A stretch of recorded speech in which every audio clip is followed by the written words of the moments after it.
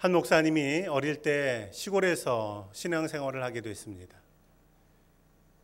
그런데 그 교회에서 배우기를 하나님 앞에 예배하거나 기도할 때는 꼭 무릎을 꿇고 해야 된다라고 배웠습니다.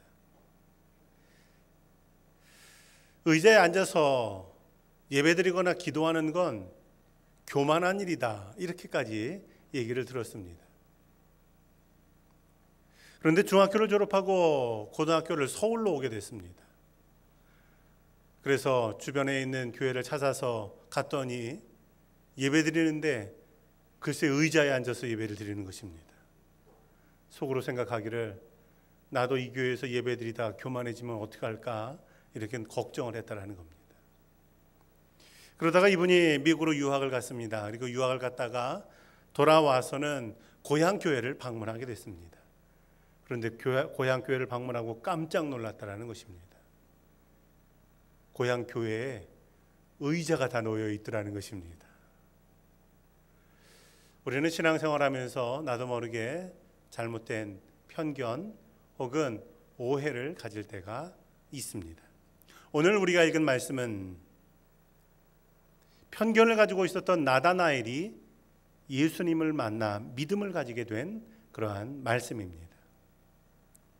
나다나엘의 이름의 뜻은 하나님이 주셨다, 하나님의 선물이라는 의미입니다.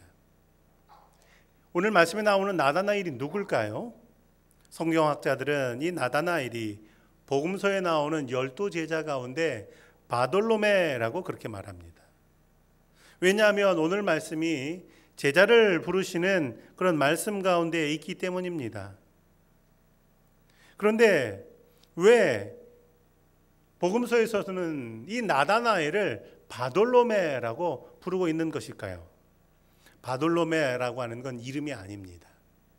바돌로메는 돌로메의 아들이라고 하는 그런 말입니다. 즉 바돌로메의 이름이 나다나엘이었다라는 것입니다. 그는 예수님의 12제자가 된 사람입니다. 하지만 처음에는 예수님에 대한 편견을 가지고 있었던 사람이었다라는 것입니다. 사전에 보면 편견에 대해서 이렇게 정의합니다. 미리 정해진 판단이라는 것입니다. 우리는 어떤 일들을 잘 살펴보거나 어떤 사람을 만난 다음에 그 사람을 판단하거나 일을 판단할 수 있는데, 그렇게 하기 전에 어떤 판단을 미리 가지고 어떤 사람을 만나거나 어떤 일을 판단하는 것, 이것을 편견이라고 합니다. 우리는 이런 걸 선입견 혹은 선입관이라고도 합니다. 그러면 어떤 사람이 이런 편견을 가지고 있을까요? 심리학자인 손드라 티더맨이라고 하는 박사는 이런 말을 합니다. 편견은 어디서나 누구에게나 존재하는 것입니다. 선한 사람들 역시 이 편견에서 자유로울 수 없습니다 라는 것입니다. 즉 편견이라고 하는 건 못된 사람만 갖는 것이 아니라 모든 사람들이 가질 수 있는 것이고, 뿐만 아니라 믿음을 가지고 살면서도 이 편견 때문에 어려워할 수가 있다라는 것입니다.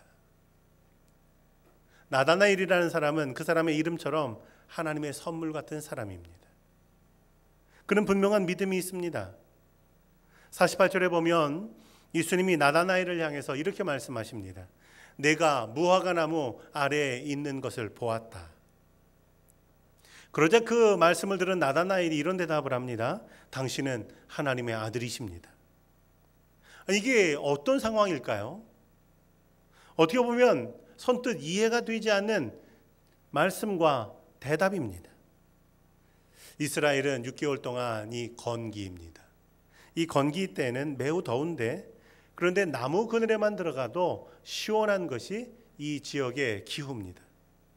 회당이 없는 작은 마을에서는 성경을 읽거나 기도할 때 그래 사람들은 잎이 무성한 무화과 나무 밑으로 들어갔다라는 것입니다.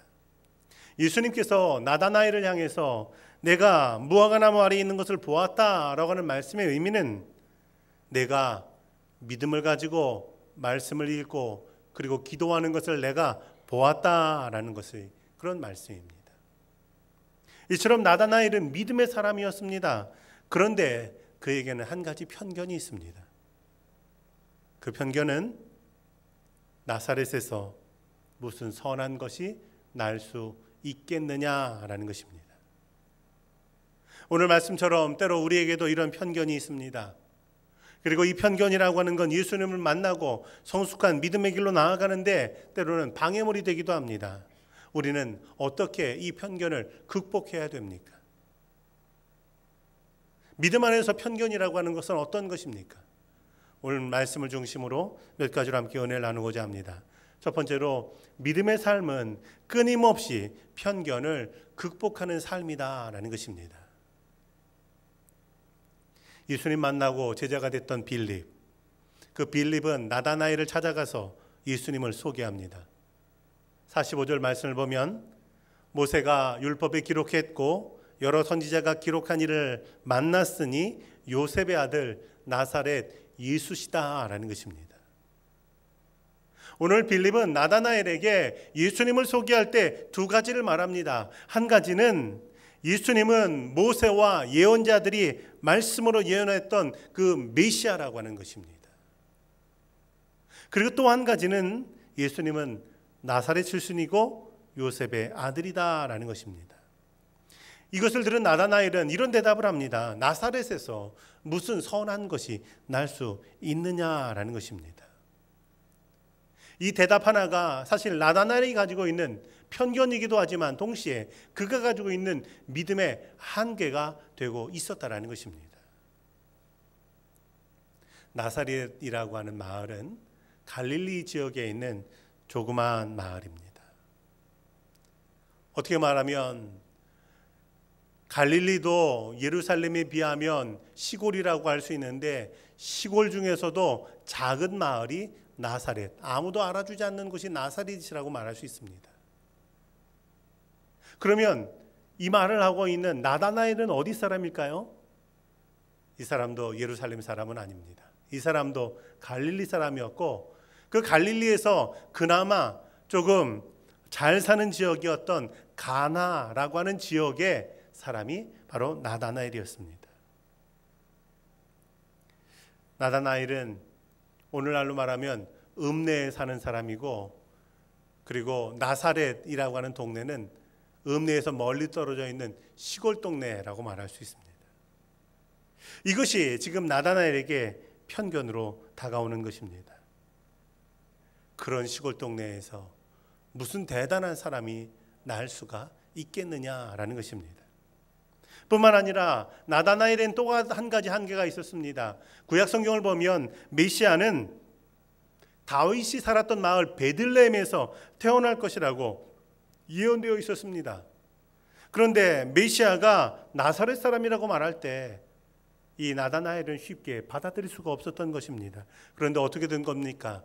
예수님께서 사실은 베들레헴에서 태어나셨는데 헤롯의 그 박해를 피해서 애굽으로 가셨다가 이제 갈릴리 나사렛에서 자라나게 되셨던 것입니다. 나다나엘은 이것을 모르고 있었습니다. 그 사람의 이성, 그 사람의 경험이 그 사람의 한계가 되어 있었다라는 것입니다. 그리고 이런 편견과 한계는 그 사람의 믿음이 발전하는데 장애물이 되고 있었던 것입니다. 영국의 비평가였던 버나드 쇼라고 하는 사람이 어느 날 영국 사회를 이렇게 관찰해 보니까 예술인들 가운데 미켈란젤로를 좋아하는 사람들은 유독 로댕이라고 하는 사람을 싫어한다라는 사실을 알게 됐습니다. 하루는 버나드 쇼가 파티를 열고 예술가들을 초청하는데 미켈란젤로를 좋아하는 사람들만 초대했습니다. 한참 파티를 하다가 파티가 끝날 때쯤 버나드 쇼가 이런 말을 했습니다. 여러분, 제가 아주 귀한 그림을 하나 구했습니다.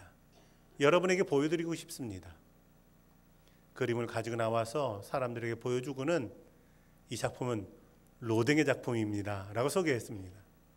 그러자 거기에 있던 사람들이 저마다 한마디씩 합니다. 아니, 색깔이 왜 저런가?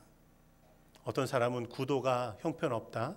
또 심지어는 저것도 그림으로 이라고 그렸나? 라고 말하는 것입니다. 왜냐하면 미켈란젤로를 좋아하는 사람들이었기 때문입니다. 한참을 듣던 버나드쇼가 당황한 표정을 짓고는 이런 말을 했습니다. 여러분, 제가 큰 실수를 했습니다. 작품을 잘못 갖고 나왔습니다. 이 그림은 로댕의 작품이 아니라 미켈란젤로의 작품입니다. 그랬더니 한참 동안 그 작품을 폄하하던 사람들이 입을 다물고 장내가 조용해지더라는 것입니다. 편견이라고 하는 것, 그것은 예술가들 사이에도 작품을 보는데 이런 한계를 만들어낸다라는 것입니다.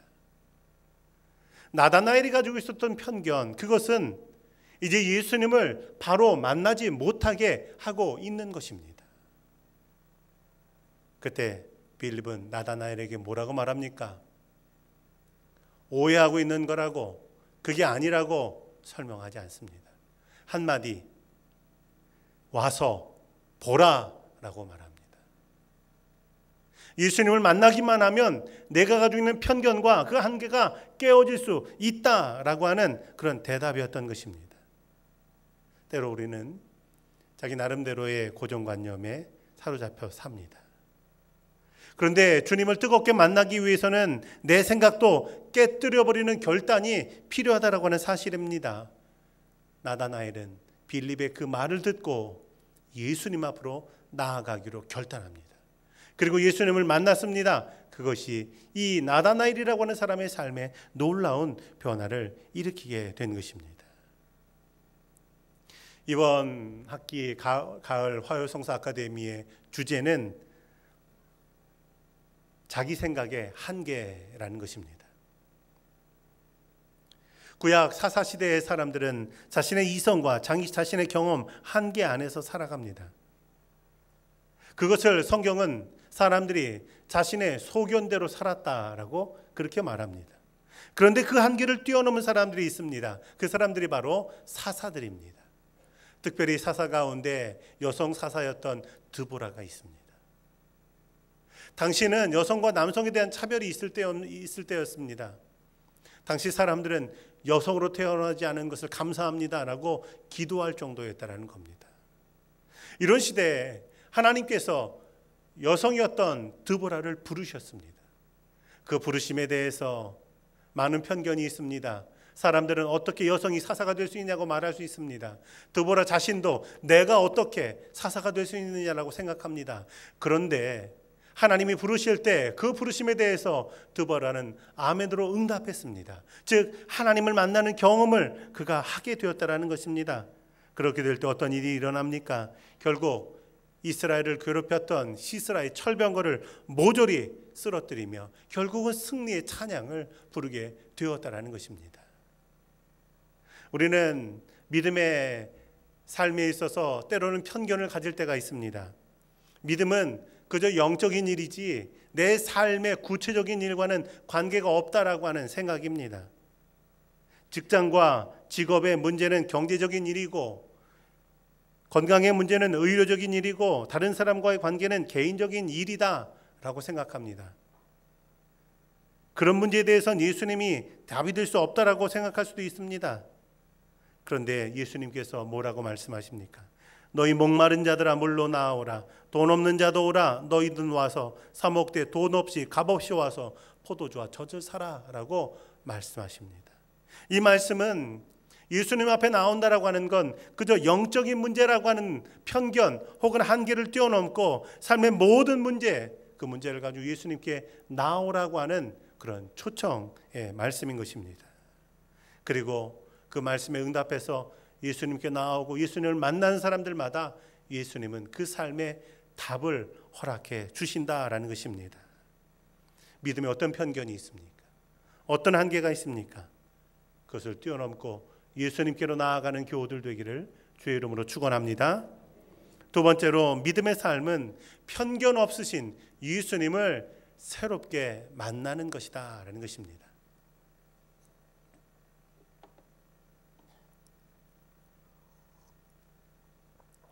편견 가지고 예수님 앞에 나왔던 나다나엘에게 예수님이 이렇게 말씀하십니다. 47절을 보면 보라 이는 참으로 이스라엘 사람이로다.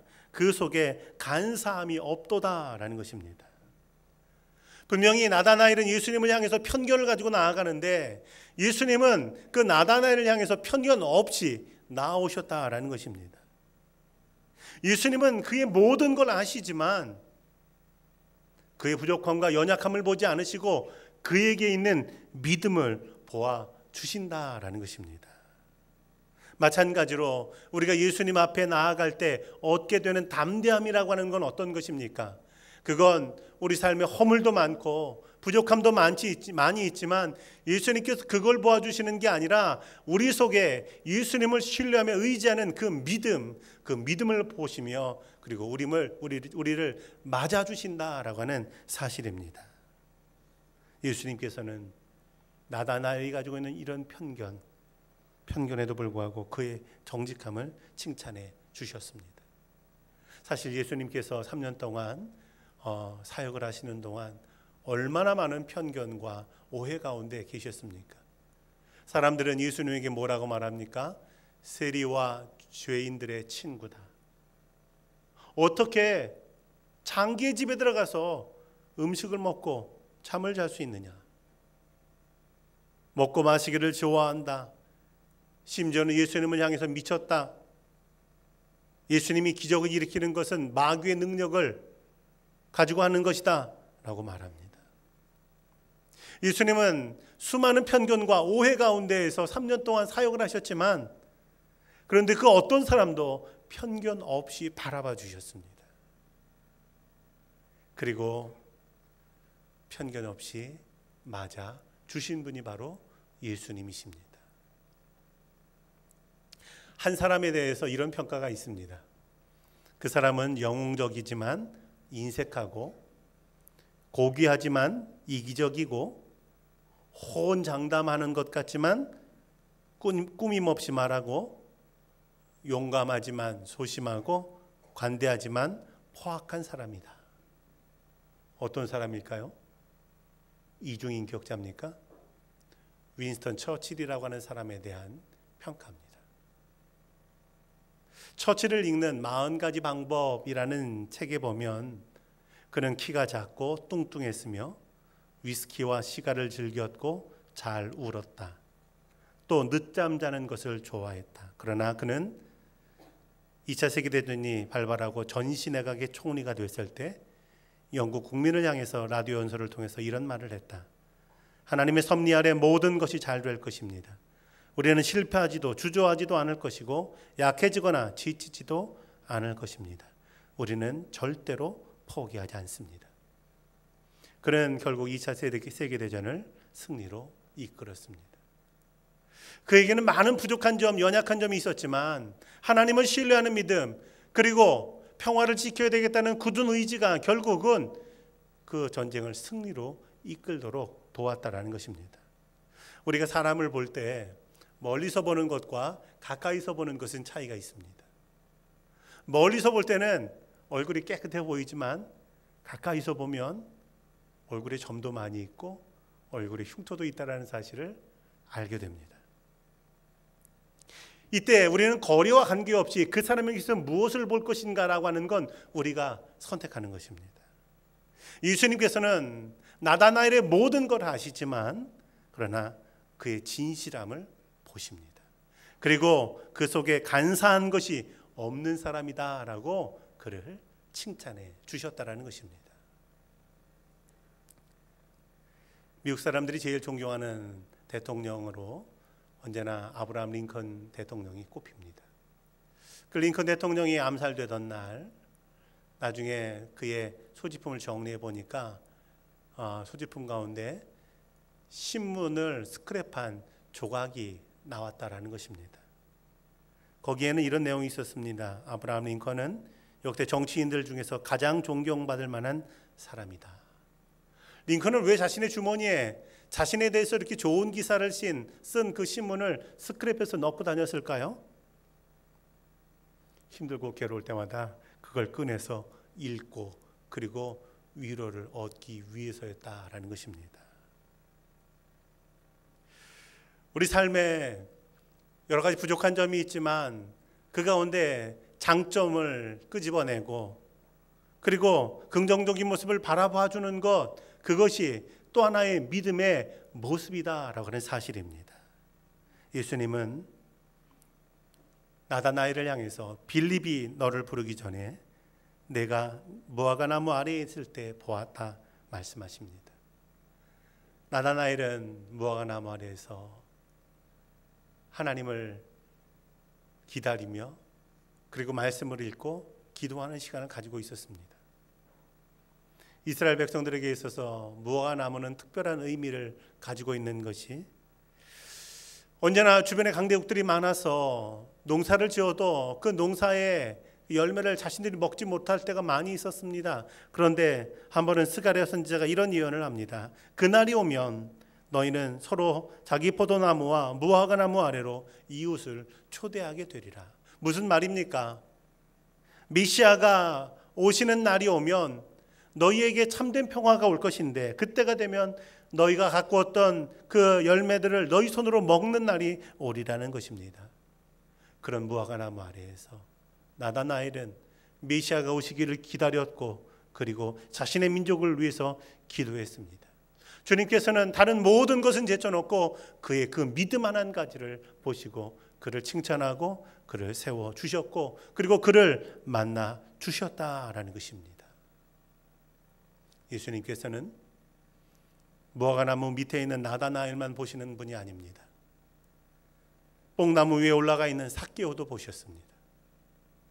그는 당시 유대인들이 가장 싫어하는 로마 정부의 세리장이었습니다. 그런 그를 예수님께서는 편견 없이 보시고 그리고 나무 위에 올라가서라도 예수님 보기 원하는 그의 믿음을 예수님은 보셨습니다. 그래서 삭개오를 바라보시면서 삭개오야 내려와라. 오늘 내 집에 내가 머물러야 되겠다. 나중에 그 집에 들어가셔서 이 집에 구원이 임했다라고 말씀합니다. 예수님께서는 어느 누구나 내게로 오라고 말씀하십니다. 그리고 그 부르심에 따라 나아간 사람들에게는 내가 너의 모든 것을 안다 하시며 그 믿음을 붙잡아 주시고 그 믿음을 새롭게 해주시는 분이 예수님인 줄 믿습니다. 내게 부족함이 있지만 언제나 나를 부르시며 나를 붙잡아 주시는 그 예수님을 바라보는 교우들 되기를 주의 이름으로 축원합니다. 마지막으로 편견을 넘어설 때 믿음의 성장과 진보가 일어난다라는 것입니다. 예수님께서 나다나엘에게 하신 말씀은 너에게 전도한 건 빌립이지만 그러나 내가 무화과 나무 아래에서 무엇을 위해서 생각하고 기도하고 있었는지 무엇 고민하고 있는지 내가 다 보고 알고 있었다 말씀하실 때 나다나엘은 놀라운 고백을 합니다.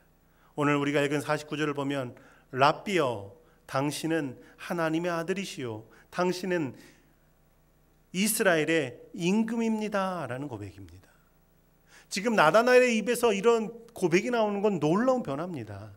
왜냐하면 베드로가 예수님에게 신앙 고백한 건 예수님 따라다닌 지 3년 만에 일어난 일입니다.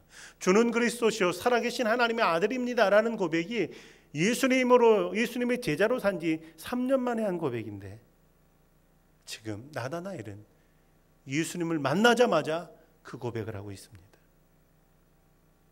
예수님의 제자 도마는 부활하신 주님 만났는데 그 주님의 창자국을 보고서야 나의 주님, 나의 하나님이라고 고백합니다. 그런데 이 나다나엘은 자신을 편견 없이 대해주시고 그리고 자신의 믿음을 인정해 주시는 예수님 보면서 당신은 하나님의 아들이시고 그리고 이스라엘의 왕입니다 라는 고백을 하게 된 것입니다. 우리는 매주 예배 드릴 때마다 하나님은 당신을 사랑하십니다, 하나님은 사랑이십니다 라고 하는 걸 고백합니다. 사실은 우리가 하나님에게서 듣는 가장 큰 복음 중에 첫 번째 이 복음이 하나님이 나를 사랑하신다는 겁니다. 그런데 이 복음이 어떤 사람에게는 서서히 스며들어가고 그리고 점차로 변화를 일으킵니다. 그런데 어떤 사람에게는 이 복음이 순식간에 받아들여지고 그의 믿음도 순식간에 성장하는 것을 볼 수가 있습니다. 오늘 나다나엘이 그렇습니다. 주님이 자신의 마음을 알아주시고 자신의 꿈을 이해해 주시고 편견 없이 주님이 자신을 대하신다는 걸 경험하게 될 때, 아, 내가 이 은혜를 모르고 살았구나. 내가 주님을 만난다면 이 문제를 극복할 수 있겠구나. 고난으로 느끼는 것들이 기쁨의 조건이 되겠구나라는 사실을 깨닫게 되고, 그 순간에 믿음은 엘리베이터를 탄 것처럼 위로 상승하고 그리고 성장하게 되는 것입니다. 이런 고백을 한 나다나엘에게 예수님 뭐라고 말씀하십니까? 내가 더 놀라운 일, 더 중요한 일, 더 위대한 일을 보게 되리라는 것입니다. 51절 말씀을 보면 진실로 진실로 너희에게 이르노니 하늘이 열리고 하나님의 사자들이 인자 위에 오르락내리락 하는 것을 보리라 라는 것입니다. 이 말씀은 어떤 말씀입니까? 구약의 야곱이 광야에서 하룻밤 자다가 꾸었던 그 꿈, 예수님은 지금 그 꿈을 말씀하고 계시는 것입니다. 야곱은 집에서 나와서 광야를 헤매다가 광야에서 하룻밤 자게 됐습니다. 꿈을 꿨는데 하늘에서부터 땅까지 사다리가 이어져 있고 이 사다리를 천사들이 오르락내리락 하는 것입니다. 꿈에서 깬 야곱이 뭐라고 고백합니까?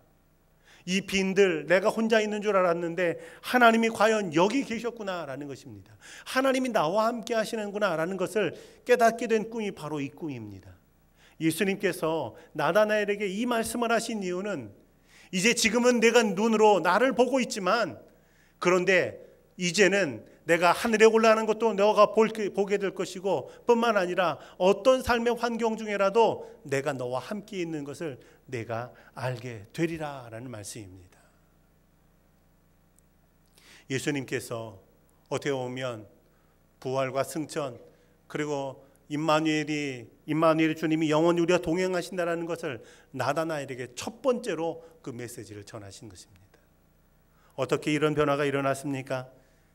편견 없이 만나주시는 그 예수님 나아가서 예수님 앞에 무릎 꿇게 될 때 이런 놀라운 영적인 변화가 그의 삶에 일어나게 되었다라는 것입니다.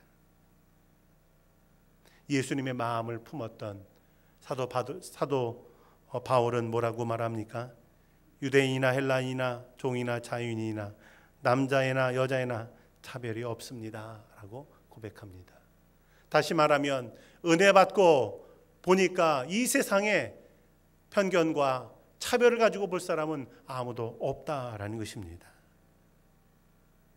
믿음을 가지고 나아갈 때 주님을 만나는 걸 통해 주님이 주시는 은혜를 통해서 믿음이 성장하시길 바랍니다.